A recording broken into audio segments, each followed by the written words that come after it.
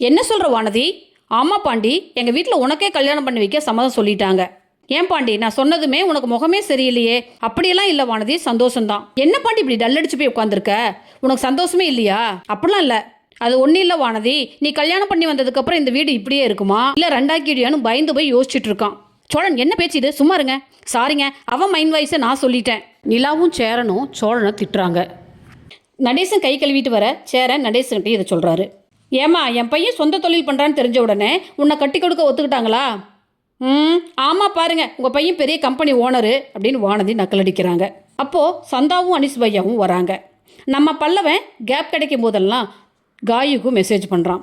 நான் எனக்கு பொங்கல் போட்டுத்தாங்க, நான் என்னோடய ஃப்ரெண்ட்ஸுக்கு கொண்டு போய் கொடுத்துட்டு வரேன்னு சொல்லி பொங்கலை எடுத்துக்கிட்டு காயத்ரியை பார்க்க போகிறான் பல்லவன். சந்தாவுக்கும் அனிஸுக்கும் சாப்பாடு பரிமாற சேரன், ஏன்பா பொங்கல் நல்லா இருக்கா? சூப்பராக இருக்குது சந்தா சொல்லிட்டு சேரனுக்கு கண்ணாலேயே சந்தோஷத்தை பரிமாறுறாங்க. அனிஸும் சந்தாவும் சாப்பிட்டு வந்ததும், அண்ணா நீங்களும் சந்தாவும் நில்லுங்க, நான் ஃபோட்டோ எடுக்கிறேன்னு நிலா சொல்கிறாங்க. சோழன், அண்ணா இப்படி போஸ் கொடு அப்படி போஸ் கொடுன்னு சேரனை போட்டு படுத்து எடுக்கிறாரு.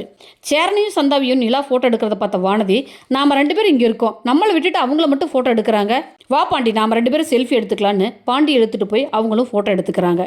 நடேசனும் சந்தா கிட்ட ஹிந்தியில் சந்தோஷமாக பேசுகிறாருங்க.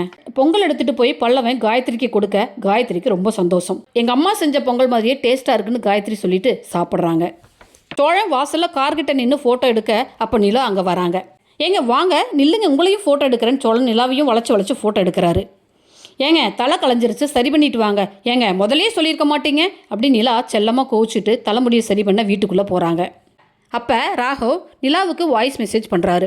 இந்த வருஷம் பொங்கல் தனியாக கொண்டாடுற நீங்கள் அடுத்த வருஷம் நாம் 2 பேரும் சேர்ந்து பொங்கல் கொண்டாடலாம், ஹாப்பி பொங்கல் அப்படின்னு ராகவ் நிலாவுக்கு வாய்ஸ் மெசேஜ் பண்ணுறாரு. நிலாவோட ஃபோன் சோழன் கையில் இருக்க சோழன் ராகவோட மெசேஜை படிச்சுட்டு ரொம்ப கோபமாக கண்டபடி திட்டி மெசேஜ் பண்ணுறாரு. ராகவ் சோழன் அனுப்பின மெசேஜை படிச்சுட்டு சோகமாயிடுறாருங்க.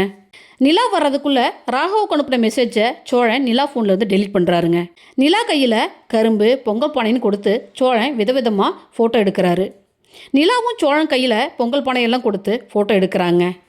ஓகே ஃப்ரெண்ட்ஸ், தேங்க்ஸ் ஃபார் வாட்சிங். என் சேனலை லைக் பண்ணுங்கள், ஷேர் பண்ணுங்கள், சப்ஸ்கிரைப் பண்ணுங்கள். தேங்க்யூ.